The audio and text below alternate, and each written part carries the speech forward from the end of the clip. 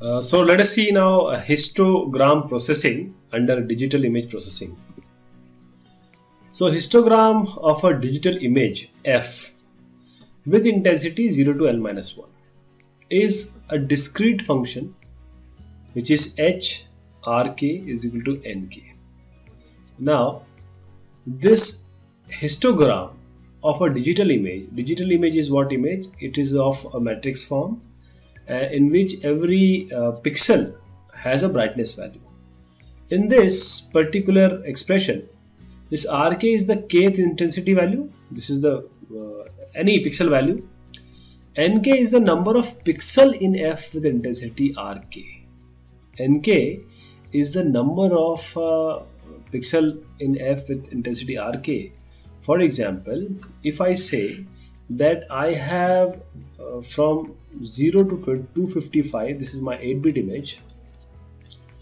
I have certain number of 120s, say 20. I have some value, say any value you take. Say I take 221. I have around 80 pixels or 81 pixels which are having 221 values in complete image. Then this nk is 20 for 120. If I place 120 here, this nk will be 120, this 20, and if I place 221 here, I will get 81 here. So this n is the count of number of pixels having this value, a particular brightness value. So normalizing the histogram is common practice. Dividing the components by total number of pixels in the image. This is how normalizing can be done. And assuming we have m into n image, this yields this particular thing or expression, which is nk by m into n for k 0 to L minus 1, take it as 0 to 255 for 8-bit. This PRK is basically an estimate of the probability of occurrence of intensity value RK in an image. So if you combine all the probability, it will be 1.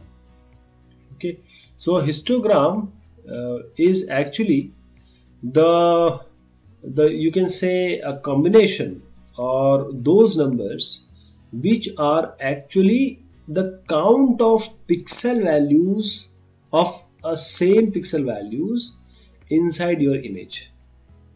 Okay, so histogram, in other words, is a frequency distribution. Frequency, number of times a pixel is coming, so it will be the frequency, how many number of times that pixel is coming. So histogram is nothing but the frequency distribution of an image. So uses of histogram processing includes image enhancement, image statistics, compression, and segmentation. So very simple to calculate in a software, any digital imaging software, or also in MATLAB. So economic hardware implementation, this is very popular tool in real-time image processing. So a plot of this function for all value of k, this provides a global description of the appearance of image. It gives useful information for contrast enhancement. So if I just know that these number of 120 is there, okay, this number of pixels are there, these are the number of pixels. Okay, this line is number of pixels, 120 this one, and say 221 we have taken 221. I'm not able to write it, I'm so sorry for that, but these are 80. So now this graph, which is becoming like this is actually, if I join the peak, this shows how your image is varying as far as the number of pixels of a particular brightness value is concerned. That is why we are able to have all these possibilities: enhancement, statistics, compression and segmentation with this histogram only. Histogram examples are, there are 4 basic image types and their histograms. There are corresponding histograms. You may have a histogram of dark image, light image, and low contrast image and high contrast image. So histogram is commonly viewed as a plot.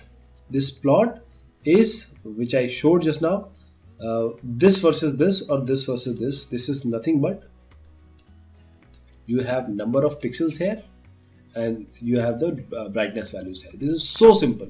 Don't go for all these expressions which you are not able to understand. Just listen what I'm saying. These are the number of pixels, number of times these pixels are appearing. These are the brightest values of pixels. This is only the histogram distribution or histogram. You can plot histogram like this. So this is MATLAB histogram function. You can directly use histogram of f. You will get some values here, and you can have a size of this f image.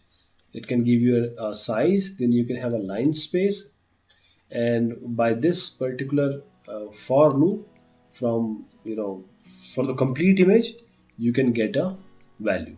This is nothing but this h multiplied by the function of h, actually h of fxy for this image, right? Now coming to histogram equalization, this was actually in MATLAB. That is why I wanted to highlight. If even you are not understanding, there is not much to be concerned about. And this is histogram equalization.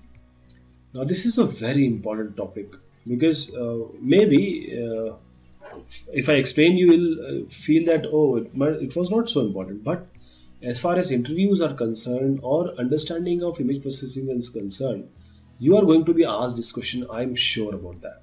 Histogram equalization this is a process of increasing the contrast in an image by spreading the histogram out to be approximately uniformly distributed. Because once you know that histogram is something like this, now you can equalize it.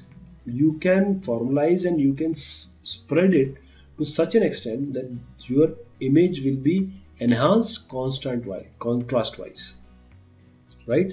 So the gray levels of an image that has been subjected to histogram equalization are spread out, as I just spoke, and always reach white. So the increase of the dynamic range produces an increase in the contrast. So this is increasing contrast, and it is increasing the view of the image also. So for images with low contrast, histogram equalization has the adverse effect of increasing visual grayness. So this is a problem if the image are having a low contrast. These are the assumptions which are taken in histogram equalization. The intensity transformation function we are constructing is this. This is we have been using for quite some time now. This is input pixel, this is output pixel. This is some transformation from 0 to 255. If I am taking a 8-bit image, this L minus 1 is nothing but 255, and this L is 256, which we receive from 2 to the power 8. So an output intensity level S is produced for every pixel in the input image having intensity R. This is a single pixel value of transformation. So we assume that this TR is monotonically increasing in this interval, and we see that TR, because it lies between 0 to 255 only, or 0 to L minus 1 only, so R has to lie between 0 to L minus 1, this input value. Okay, this is also understood. So if we define the inverse, that is T inverse, what will be this? If I transfer T here, T inverse of S will be R. So again, S will lie between 0 to L minus 1. So this TR should be strictly monotonically increasing mathematically. So mathematically, these are all the assumptions which are being taken. But let us get down to actual view. This particular figure. The monotonically increasing function is there, showing how multiple values can map to a single value. These are the multiple values. This can point to a single value. And this particular second figure is strictly monotonically increasing. This was monotonically increasing, but this was strictly increasing function, monotonically increasing function. So this is one-to-one mapping both ways. So you will not get multiple values pointing to the same value. You will get just one value pointing to one value. You will not get this kind of this area where many values are pointing. If we are able to achieve this, we can get a better image.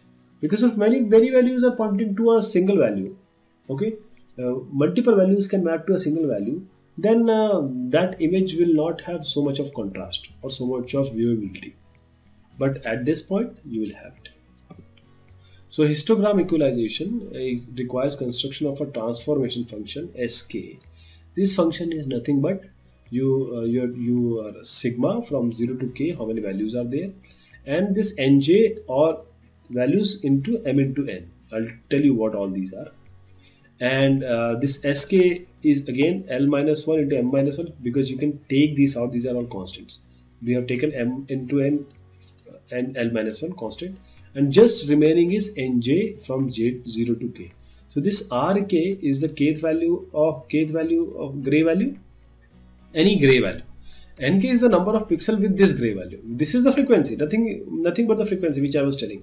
120 value has the example I gave. 120 was around 20, I guess, and root 21 was 80.